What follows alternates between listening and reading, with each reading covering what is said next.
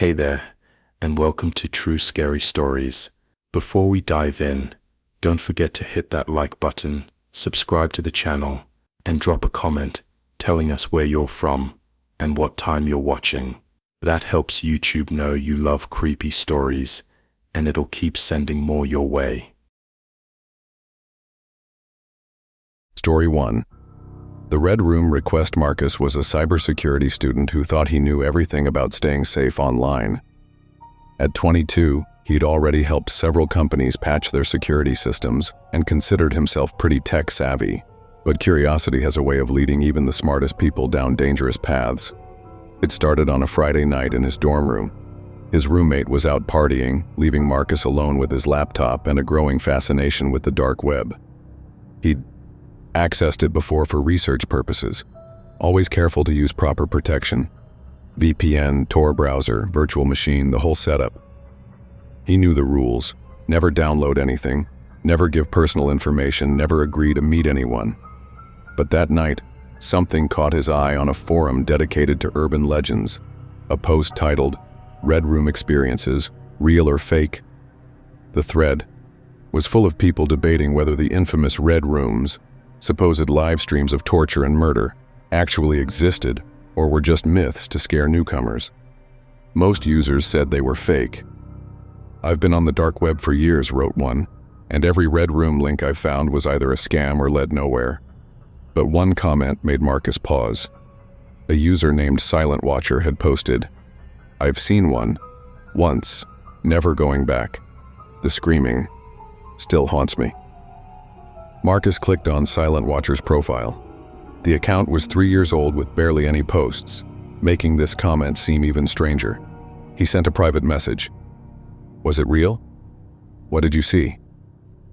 3 hours passed. Marcus had almost forgotten about it when his screen pinged. Silent Watcher had replied, "You don't want to know. Trust me." This only made Marcus more curious. They exchanged several messages over the next hour. Silent Watcher remained vague, but eventually said, "If you really want to know, I can share the link. But I warned you." Marcus hesitated. Every rational part of his brain screamed that this was a bad idea, but he was in a virtual machine behind 7 proxies, completely anonymous. What was the worst that could happen? "Send it," he typed. The link came through looking like random characters. HXXP, 3G, UPL4, PQ6, KUFC forum. Onion, invitation, waiting. Marcus copied it into his Tor browser. The page that loaded was simple, just a black background with red text asking for an invitation code. He messaged Silent Watcher. "It needs a code." "Try Witness 47, came the reply. Marcus typed it in. The screen went black for several seconds, then text appeared. "Initializing stream. Please wait." A video player loaded. At first the screen was dark. Marcus turned up his volume and heard faint breathing. Then a light flickered on, revealing what looked like a basement. The walls were concrete, stained with something Marcus didn't want to identify.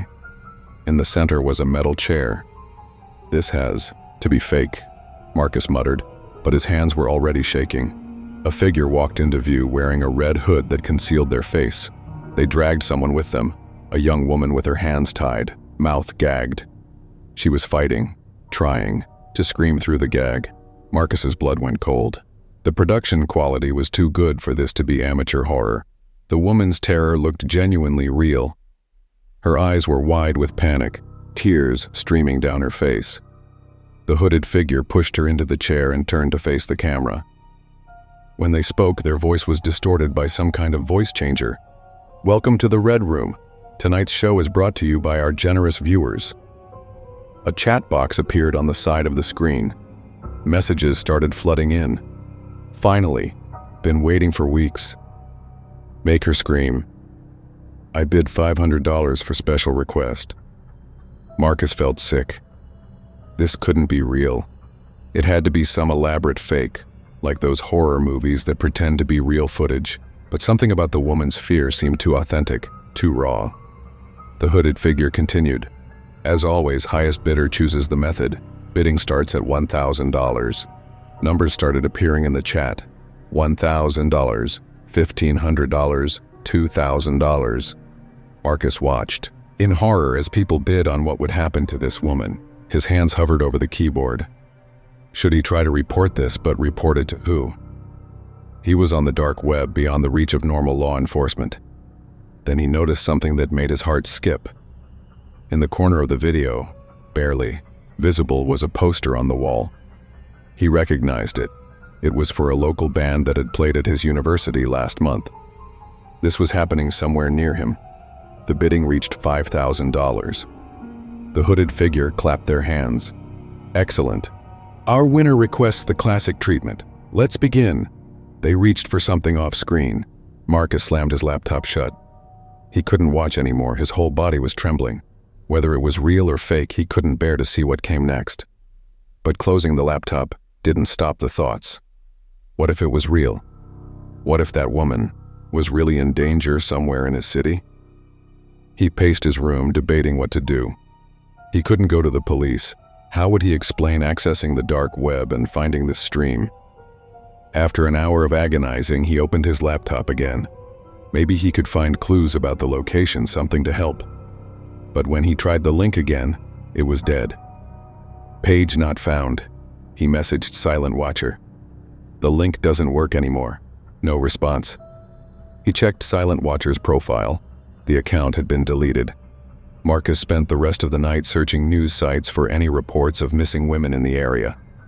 He found 3 cases from the past month, all young women who had vanished without a trace. One of them looked similar to the woman in the stream, but he couldn't be sure. The next few weeks were torture. Marcus could barely sleep.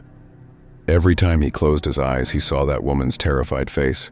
He became obsessed with checking missing persons reports, looking for any sign of her. But there was nothing conclusive. A month later, he was walking across campus when he froze. Sitting at an outdoor cafe was the woman from the stream. She was laughing with friends, very much alive and unharmed. Relief flooded through him. It had been fake after all. But as he walked past, she looked up and their eyes met. Her smile faltered. She quickly looked away and whispered something to her friends. They all got up and hurried away, leaving their food half-eaten. Marcus stood there confused. Why had she reacted like that? Unless a horrible thought occurred to him. What if it had been real but she had escaped somehow? What if she recognized him as one of the viewers, but that was impossible? There was no way she could have seen who was watching. That night, back in his dorm, Marcus found a message in his regular email. The sender was blank. The subject line read only, "You watched." The email contained a single image, a screenshot from the Red Room stream. But in the reflection on the metal chair, barely visible, was Marcus's face illuminated by his laptop screen. Somehow, despite all his precautions, despite the virtual machine and proxies, they had captured his image. Below the image was text. "We know who you are. We know where you are. You watched but didn't help. That makes you complicit. The show must go on, and every show needs an audience. Or participants. Choose wisely." Marcus immediately packed his things and left the dorm. He stayed with friends off campus, changed his routines, even considered dropping out of school. But the emails kept coming, always from different addresses, always with new screenshots showing him in various locations. At the library, in class, at the grocery store. 3 months later, Marcus disappeared. His roommate said he'd been acting paranoid, constantly looking over his shoulder, convinced someone was following him. Police found his laptop wiped clean and his phone factory reset. The only clue was a note in his handwriting. "I should have never watched." The investigation went cold quickly. Marcus became just another missing persons case, another young person who vanished without explanation. But sometimes, on certain dark web forums, users claim to have seen a stream featuring a young man who looked terrified, apologizing over and over for something he'd seen, begging viewers to help him. They say the stream title was simple: "The Watcher becomes the watched." Most users insist these streams are fake, just urban legends to scare newcomers. but occasionally someone will post a warning. Don't search for the red rooms. Even if you find a fake one, someone's always watching the watchers. And somewhere, in the digital darkness, Silent Watcher's account remains deleted, their final message to Marcus forever unread. I tried to warn you. They let some of us go to spread the word, to bring in new viewers. But they mark us all. Every click is recorded, every face remembered. Welcome to the show. Story 2. The Merchant of Memories. Sarah was a neuroscience PhD student struggling with her dissertation when she first heard about memory trafficking on the dark web. It sounded like science fiction. People claiming they could extract and sell human memories like digital files. She laughed it off as another internet hoax until her advisor, Dr. Chen, mentioned it during a late-night lab session. "You'd be surprised what's possible with current technology," he said, adjusting his glasses. "The human brain is essentially an electrical system. Every memory is just a pattern of neural firing. Theoretically, if you could map and reproduce those patterns." He trailed off, but Sarah's curiosity was piqued. That night she went down the rabbit hole. The dark web marketplace she found was called Mnemonic Market. The listings were bizarre. Childhood Christmas 1995, Happy Family Gathering $500. First kiss age 16, Summer Rain $750. Mother's last words before passing $2,000. Complete language package, fluent Mandarin $5,000. Each listing included detailed descriptions and user reviews. Bought the skydiving memory, one review read. Felt so real I had to check if I'd actually done it. Worth every penny. Sarah was skeptical but intrigued. The scientific part of her brain wanted to understand how this could possibly work. She created a secure account and messaged one of the sellers, someone called Mind Merchant. "How is this possible?" she asked. The response came quickly. "New technology, experimental but effective. We can extract memory patterns and transfer them." "Interested in buying or selling?" "Just curious about the science," Sarah typed. "Ah, a skeptic. Tell you what, first taste is free. Pick any memory under $100 and I'll prove it's real." Sarah browsed the cheaper listings. One caught her eye. Perfect day at the beach, age 7. Building sandcastles with dad, $50. She'd never been to a beach as a child. Her family had been too poor for vacations. If she suddenly had a vivid beach memory, she'd know something real was happening. "I'll take the beach memory," she messaged. Mind Merchant sent instructions. She had to download a specific program and run it while wearing headphones. "Best results during sleep," the message said. "The unconscious mind is more receptive." Every scientific instinct told her this was dangerous and stupid, but her curiosity won. She ran the program that night, falling asleep to strange binaural beats and white noise. She woke up at 3 a.m. with the most vivid dream fresh in her mind. Except it didn't feel like a dream. She could remember the warmth of sun on her skin, the gritty texture of sand between her fingers, her father's laugh as a wave knocked over their sandcastle. She could smell the salt air, taste the popsicle he'd bought her from a vendor. It was impossible. These weren't her memories. Her father had left when she was 5, and she'd never seen a beach until college. Yet the memories felt as real as any from her actual childhood. Sarah spent the next week analyzing what had happened. The memory didn't replace anything. It existed alongside her real past, like a strange duplicate file. She could distinguish it from her true memories, but only with effort.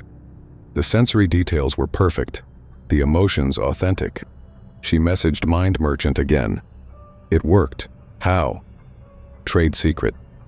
But if you're interested in more than buying, we're always looking for quality donors. Premium memories fetch high prices. That's when Sarah made her mistake. The scientist in her needed to understand the extraction process. What kind of memories sell best? Intense ones. First experiences, strong emotions, specialized knowledge. University education memories are hot, right? Now people pay thousands to instantly know calculus or chemistry. Sarah thought about her years of neuroscience education. How much would that be worth? How does extraction work? Safe and painless. We send you the equipment, You follow instructions. The original memory remains. We just copy the pattern. Like burning a DVD. The money would solve her student loan problems. And from a scientific perspective, she'd get to experience this technology firsthand. She agreed to sell a single memory, her undergraduate organic chemistry knowledge. The extraction kit arrived 3 days later in an unmarked package. It looked homemade but sophisticated, a mesh cap connected to a black box with various ports and lights. The instructions were detailed but clearly translated from another language. Sarah put on the cap before bed and activated the device. She felt a slight tingling in her scalp, then nothing. She fell asleep normally and woke up feeling fine. Her chemistry knowledge seemed intact. She could still recall formulas and reactions. The next day, $3,000 appeared in her cryptocurrency wallet. Mind Merchant messaged, "Premium quality. Buyers are very happy. Interested in selling more?"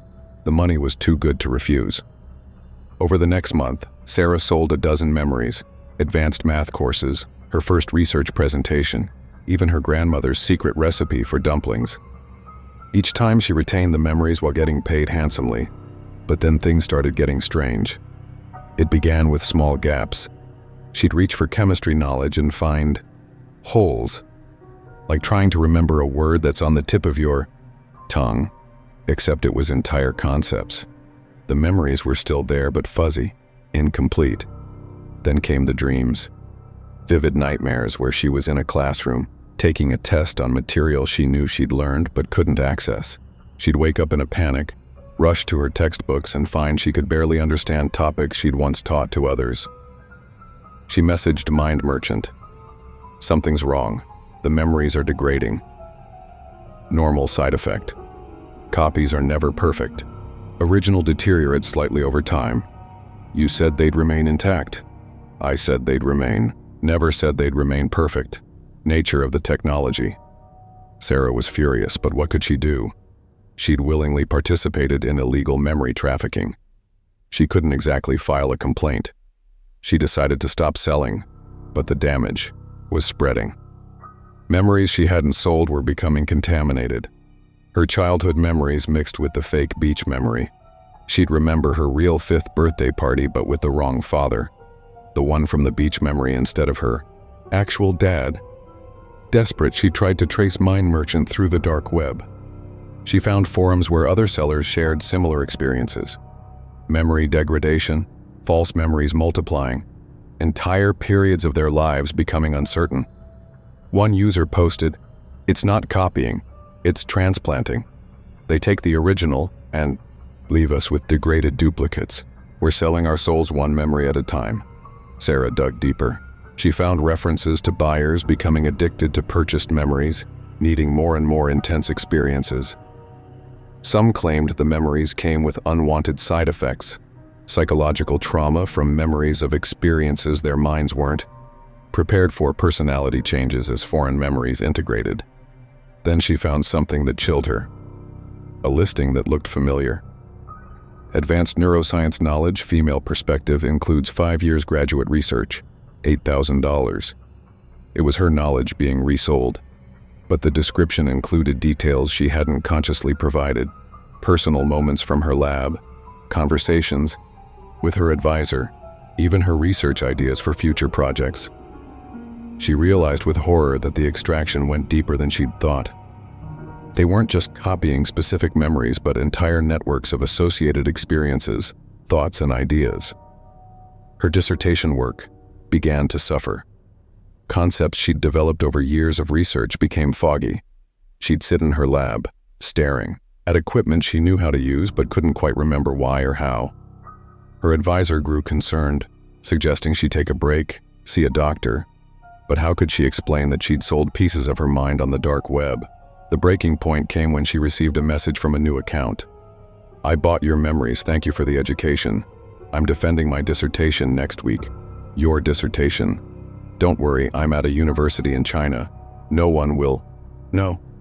Someone else was living her academic life using her years of work and knowledge. Sarah watched helplessly as her own research, filtered through purchased memories, appeared in journals under another name. She tried to report Mind Merchant, but the account had vanished. The forums were scrubbed clean.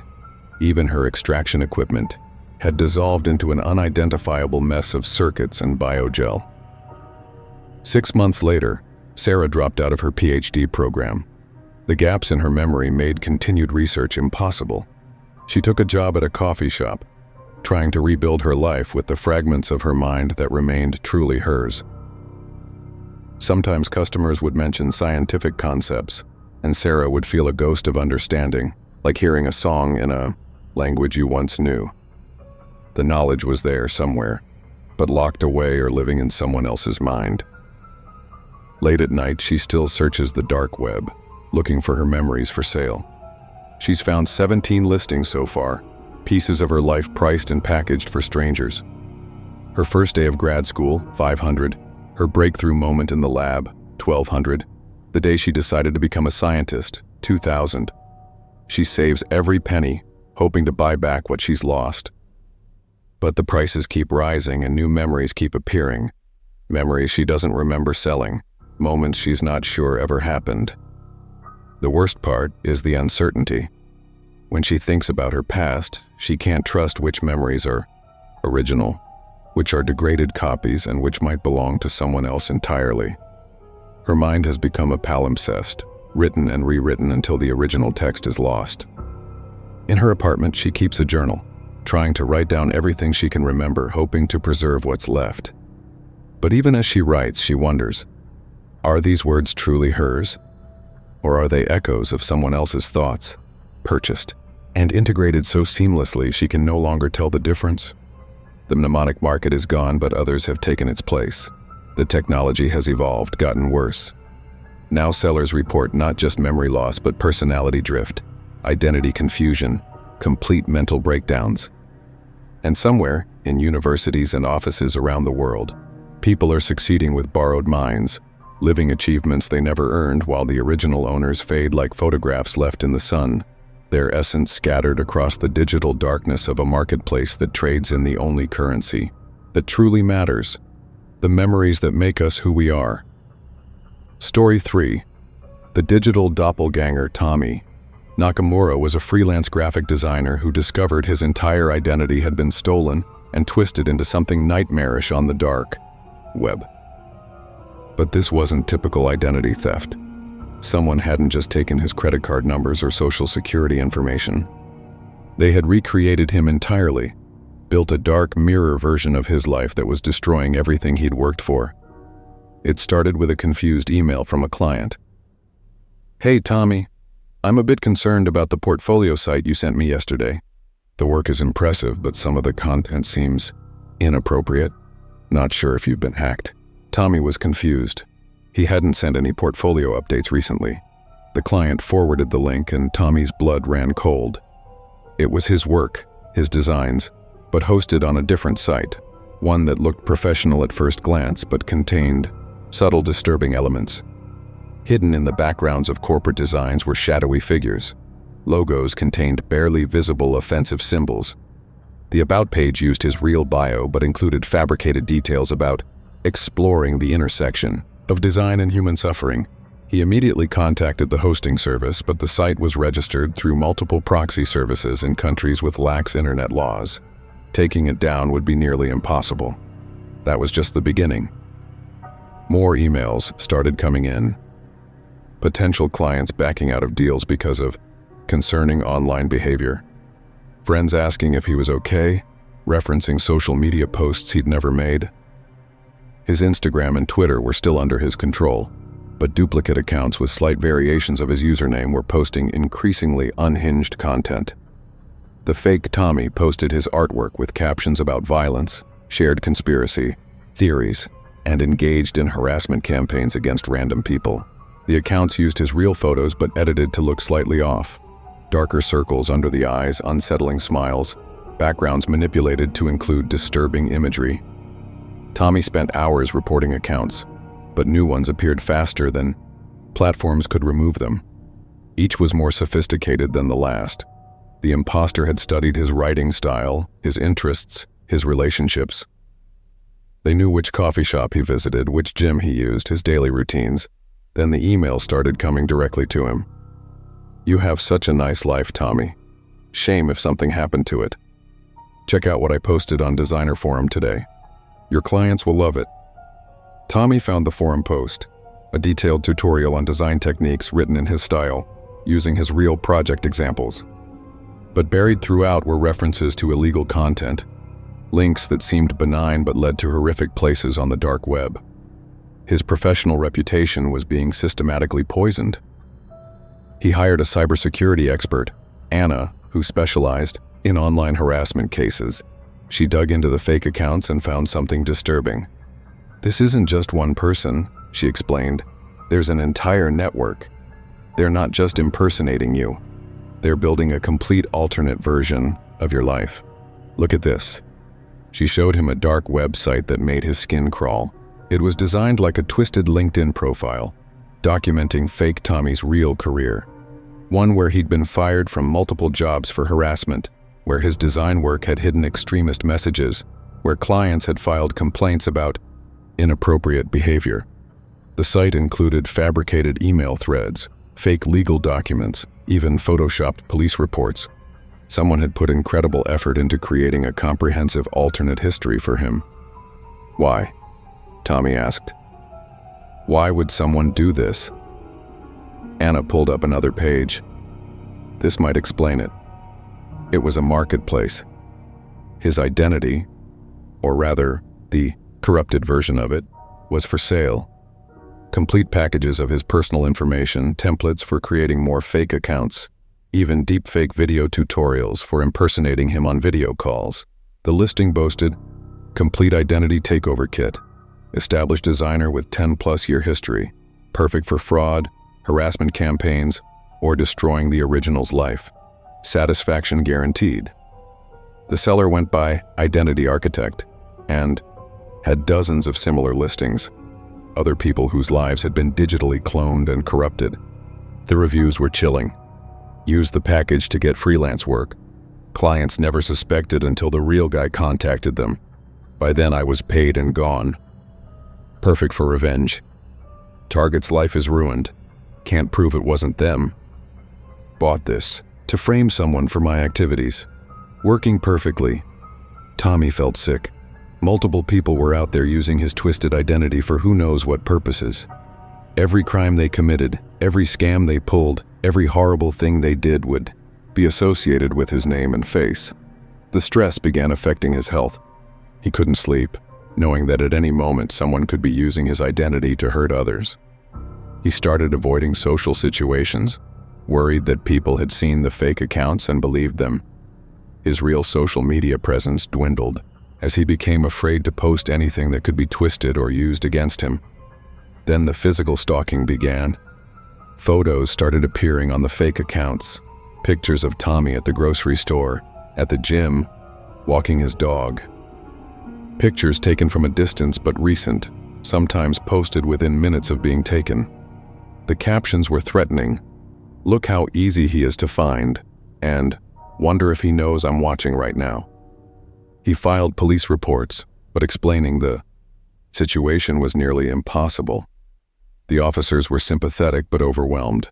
Cybercrime units were understaffed, and this case crossed multiple jurisdictions. The dark web elements put it beyond most local law enforcement's capabilities. Anna traced some of the photos' metadata and found they were being uploaded from various locations around his city. Either multiple people were involved or someone was very careful about covering their tracks. The breaking point came when Tommy lost his biggest client. A company he'd worked with for 5 years suddenly terminated their contract. The HR representative was apologetic but firm. "We've been made aware of some online activities that don't align with our company values. We can't risk the association." Someone had sent them an elaborate package, screenshots of the fake posts, links to the disturbing portfolio, even a deep-fake video of Tommy saying horrible things about the company. It didn't matter that he could prove they were fake. The damage was done. Tommy decided to fight back. With Anna's help, he began documenting everything, building a case file that proved the systematic nature of the identity theft. He started a website explaining the situation, posted videos addressing the fake accounts, reached out to every client and friend to warn them, but Identity Architect was always one step ahead. The fake Tommy accounts began posting about mental health struggles and paranoid delusions, claiming the real Tommy was the imposter. They created fake concerned family member accounts pleading for people to get Tommy help and not enable his delusions about being stalked. The gaslighting campaign was sophisticated. When Tommy posted evidence of the fake accounts, the imposters would post rebuttals with their own fabricated evidence. They created entire fake conversations, bogus timestamp, manipulated metadata. For anyone looking from the outside, it became impossible to determine which Tommy was real. His income dried up. Friends grew distant, unsure what to believe. Even his family started asking careful questions about his mental health. The digital assassination was complete. His reputation, career, and relationships systematically destroyed by someone he'd never met. In desperation, Tommy tried to contact Identity Architect directly through the dark web marketplace. The response was chilling. "Nothing personal, Mr. Nakamura. You were simply a good candidate, established but not famous, successful but not powerful, isolated enough that the takeover would be smooth. Your identity has been very profitable. Would you like to buy it back? Current market value is $50,000. Price goes up every month." Tommy didn't have $50,000. He could barely afford rent anymore. He watched helplessly as more versions of himself spread across the internet like a virus, each iteration more twisted than the last. Anna made a disturbing discovery. She found code embedded in some of the fake posts, tracking pixels that activated when viewed. Everyone who looked at the fake Tommy content was being monitored, their data harvested. His stolen identity had become a tool for mass surveillance. The story took an even darker turn when one of the fake Tommy accounts was linked to an actual crime. Someone had used the purchased identity package to scam elderly people out of thousands of dollars, claiming to be a designer who could help them build memorial websites for deceased loved ones. The victims gave heartfelt testimonials to news outlets about how Tommy Nakamura had stolen not just their money, but precious family photos and memories. Tommy watched the news report in horror. His face was on screen, labeled as a scammer who preyed on grieving families. He tried to explain to the reporters that it wasn't him, but who would believe such an elaborate story? The other Tommies had done their work too well. With no other options, Tommy made a drastic decision. He would disappear. He legally changed. His name moved to a different state, abandoned his online presence entirely. He took a job in construction, as far from digital design as he could get. No social media, no portfolio, no digital footprint at all. But even in his new life, he couldn't escape completely. Sometimes he'd Google his old name and find new horrors. The fake Tommies were still active, still destroying the reputation of a person who technically no longer existed. He'd see his face on scam warnings, his name on blacklists, his work attributed to crimes he'd never committed. The worst part was the knowledge that this was happening to others. Identity Architect's marketplace grew, offering hundreds of stolen and corrupted identities. Support groups formed on the regular web for victims, sharing strategies for fighting back. But for every identity they managed to reclaim, 10 more were stolen. Tommy, now going by his middle name James, sometimes received encrypted messages from Anna. She was still fighting, had formed a coalition of cybersecurity experts and victims trying to take down the identity thieves. They'd had some successes, rescued some people before the damage became irreversible. But for Tommy Nakamura, it was too late. That person existed now only as a digital ghost, a warning tale about how completely a life could be stolen in the connected age. His real self lived on as James, always looking over his shoulder, always careful about leaving any digital trace that could be found and corrupted. Late at night, he sometimes wondered about Identity Architect. Who were they? Why did they do this? Were they one person or many? Did they feel any remorse for the lives they destroyed? He never got answers. The dark web kept its secrets, and somewhere, in its depths, Tommy Nakamura lived on, twisted, multiplied, and weaponized, a digital doppelganger that had consumed the original and wore his face like a mask, spreading through the internet like a malevolent ghost that could never be exorcised. The real horror wasn't the identity theft itself, but the realization that in the digital age, who you are matters less than who someone can make you appear to be. And once that appearance spreads far enough, grows complex enough, becomes real enough to others, does it matter anymore which version is true? Tommy James no longer knew. And that uncertainty, that fundamental doubt about his own identity and place in the world, was perhaps the cruelest theft of all.